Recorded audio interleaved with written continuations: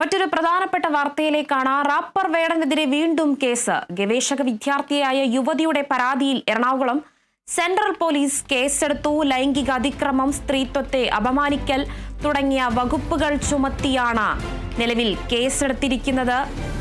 വിവരങ്ങളുമായി പ്രസാദ് കാളിദാസൻ ചേരുന്നുണ്ട്. കാളിദാസൻ, വീണ്ടും വേടനെതിരെ ഒരു കേസ് കൂടി വന്നിരിക്കുന്നു.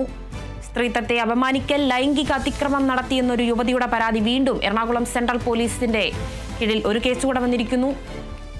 വാർത്തയുടെ കൂടുതൽ വിശദാംശങ്ങൾ എങ്ങനെയാണ്?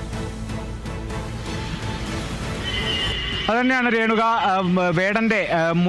വേടനെതിരെ ഉണ്ടായ ലൈംഗിക പരാതിയിൽ അതിൽ കേസ് രജിസ്റ്റർ ചെയ്തിരുന്നു. അതിനെ സംബന്ധിച്ച് വേടൻ സമർപ്പിച്ച മുൻകൂർ ജാമ്യാപേക്ഷയിൽ വിധി വരാനിരിക്കുകയാണ്. വരും ദിവസം 27-ാം തീയതിയാണ് അതിനെ സംബന്ധിച്ച ഒരു വിധി ഉണ്ടാവുക, അല്ലെങ്കിൽ ആ ഒരു ജാമ്യാപേക്ഷയിൽ എന്താണ് തീർപ്പുണ്ടാവുക എന്നുള്ളത് 27-നാണ് അറിയുക. അതിൻ്റെ വാദങ്ങളെല്ലാം പൂർത്തിയായിരുന്നു. അതിനിടയ്ക്കാണ് ഇപ്പോൾ പുതിയ പരാതി വേടനെതിരെ വന്നിരിക്കുന്നത്. ഗവേഷക വിദ്യാർത്ഥിയാണ് ഇത്തരത്തിൽ പരാതി നൽകിയിരിക്കുന്നത് എന്നുള്ളതും കൂടിയാണ്. വകുപ്പുകൾ ഏറെ ഗുരുതരമാണ്. കാരണം ലൈംഗികാതിക്രമം, സ്ത്രീത്വത്തെ അപമാനിക്കൽ, ലൈംഗിക ചേഷ്ടകൾ കാട്ടി ഇത്തരത്തിലുള്ള കുറ്റങ്ങളാണ് വേടൻ ചെയ്തിരിക്കുന്നത്.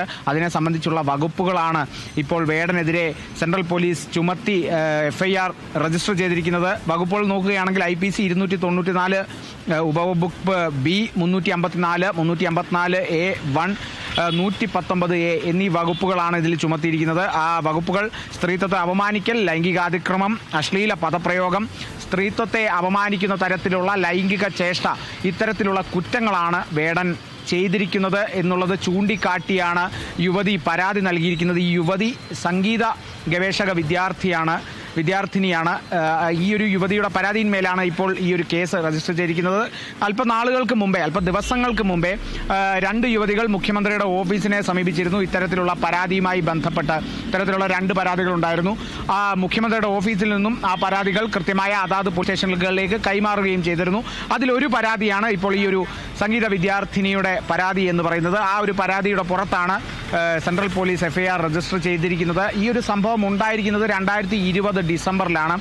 സംഗീത ഗവേഷക കൂടിയായിരുന്ന ഈ ഒരു വിദ്യാർത്ഥി അതിനെ സംബന്ധിച്ച് ഗവേഷണത്തിന്റെ ഭാഗമായി വേടനെ മുൻപ് സമീപിക്കുകയായിരുന്നു. പിന്നീട് 2020 ഡിസംബറിലാണ് കൊച്ചിയിലെ ഒരു ഫ്ളാറ്റിൽ വെച്ച് യുവതിയെ ഉപദ്രവിക്കാൻ വേടൻ ശ്രമിച്ചു എന്നുള്ള ഒരു ആരോപണം ഉണ്ടായിരിക്കുന്നത്, ആ ഒരു പരാതി വന്നിരിക്കുന്നത്. അതിനെ ചെറുക്കാനായി യുവതി ആ ഒരു ഫ്ളാറ്റിൽ നിന്നും ഇറങ്ങി ഓടുകയായിരുന്നു എന്നുള്ളതും കൂടിയാണ് ഈ ഒരു പരാതിയിൽ ഉൾപ്പെട്ടിട്ടുള്ളത്.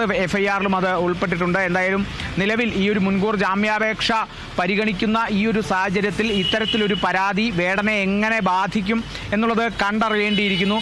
കാരണം നേരത്തെ തന്നെ മറ്റ് പരാതികളൊന്നും, അല്ലെങ്കിൽ ഇതിനെ സംബന്ധിച്ച് വേടനെതിരെ നിരവധി പരാതികൾ നേരത്തെ തന്നെ ഉണ്ടായിരുന്നു. ഈ പരാതികളെല്ലാം ചൂണ്ടിക്കാട്ടിയാണ് യുവതിയും ആ ഒരു കേസിൽ, അല്ലെങ്കിൽ വാദപ്രതിവാദങ്ങൾ നടക്കുമ്പോഴൊക്കെ യുവതിയുടെ അഭിഭാഷക നേരത്തെ, തൃക്കാക്കര പോലീസായിരുന്നു നേരത്തെ ഇത്തരത്തിൽ വേടനെതിരെ ഒരു പരാതി, ലൈംഗിക ആരോപണ പരാതി ഉണ്ടായത് രജിസ്റ്റർ ചെയ്തത്. അതിനുശേഷം അത് ഹൈക്കോടതിയിലേക്കൊക്കെ എത്തുന്നു. അതിൻ്റെ വാദപ്രതിവാദങ്ങളൊക്കെ ഇപ്പോൾ പൂർത്തിയായി. മുൻകൂർ ജാമ്യാപേക്ഷയിലുള്ള വാദപ്രതിവാദങ്ങളൊക്കെ പൂർത്തിയായി. ഈ വാദപ്രതിവാദങ്ങൾ നടന്നുകൊണ്ടിരിക്കുന്ന സമയത്തും വേടനെതിരെ മറ്റ് പല പരാതികളുണ്ട് എന്ന് യുവതി പറഞ്ഞപ്പോൾ പോലും മറ്റ് പരാതികൾ നോക്കേണ്ടതില്ല, നിങ്ങൾ ഇതിൽ തന്നെ നിൽക്കൂ, ഇതിൻ്റെ വാദങ്ങൾ പൂർത്തിയാകട്ടെ എന്നുള്ളതായിരുന്നു ഹൈക്കോടതിയുടെ സമീപനം എന്നുള്ളത്. ഹൈക്കോടതി അതിനെ സംബന്ധിച്ചൊരു നിർദ്ദേശം, കൃത്യമായൊരു നിർദ്ദേശം കൂടിയാണ്. കാരണം ആ ഒരു കേസ് മാത്രം പരിഗണിച്ചാണ് വേടനെതിരെ ആ ഒരു കേസിൽ ഒരു തീർപ്പുണ്ടാവേണ്ടത് എന്നുള്ളതും കൂടിയാണ്. ആ ഒരു കേസിലാണ് വേടൻ മുൻകൂർ ജാമ്യാപേക്ഷ നൽകിയത്. ആ മുൻകൂർ ജാമ്യാപേക്ഷയാണ് 27-ാം തീയതി വിധി ആവാൻ പോകുന്നത്, ഒരു തീർപ്പാവാൻ പോകുന്നത്. അതിനിടയ്ക്കാണ് ഇത്തരത്തിൽ ഒരു പുതിയ പരാതി വേടനെതിരെ ഉയർന്നു വന്നിരിക്കുന്നത്. സെൻട്രൽ പോലീസാണ് FIR രജിസ്റ്റർ ചെയ്തിരിക്കുന്നത്. ഗവേഷക വിദ്യാർത്ഥിയാണ് ഇതിൽ പരാതിക്കാരി. 2020 ഡിസംബറിൽ നടന്ന സംഭവമാണ് ഈ കേസിന് ആധാരമെന്ന് പറയുന്നതും.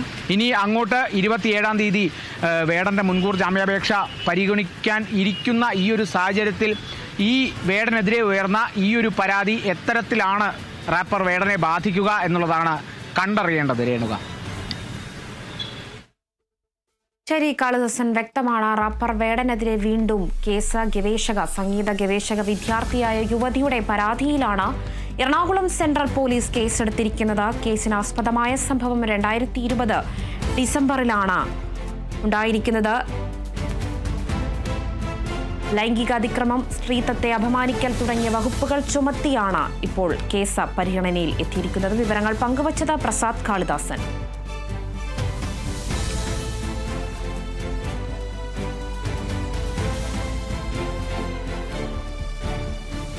ഇടുക്കി കാഞ്ചനപ്പാറയിൽ മകന്റെ മർദ്ദനത്തിൽ അച്ഛന് ഗുരുതര പരിക്ക്. CPM രാജാക്കാട് കമ്മിറ്റി അംഗം S. ആണ്ടവർക്കാണ് മർദ്ദനമേറ്റത്. ഗുരുതരമായി പരിക്കേറ്റ ഇയാളെ മധുര രാജാജി മെഡിക്കൽ കോളേജ് ആശുപത്രിയിൽ പ്രവേശിപ്പിച്ചു. സംഭവവുമായി ബന്ധപ്പെട്ട് മകൻ മണികണ്ഠനെ പോലീസ് കസ്റ്റഡിയിലെടുത്തു. ഇടുക്കിയിലാണ് സംഭവം. ഇടുക്കിയിൽ മകന്റെ മർദ്ദനത്തിൽ അച്ഛന് ഗുരുതര പരിക്ക്. CPM രാജാക്കാട് കമ്മിറ്റി അംഗം S. ആണ്ടവർക്കാണ് മർദ്ദനമേറ്റത്. ഗുരുതരമായി പരിക്കേറ്റ ഇയാളെ മധുര രാജാജി മെഡിക്കൽ കോളേജ് ആശുപത്രിയിൽ പ്രവേശിപ്പിച്ചു. സംഭവവുമായി ബന്ധപ്പെട്ട് മകൻ മണികണ്ഠനെ പോലീസ് കസ്റ്റഡിയിലെടുത്തു.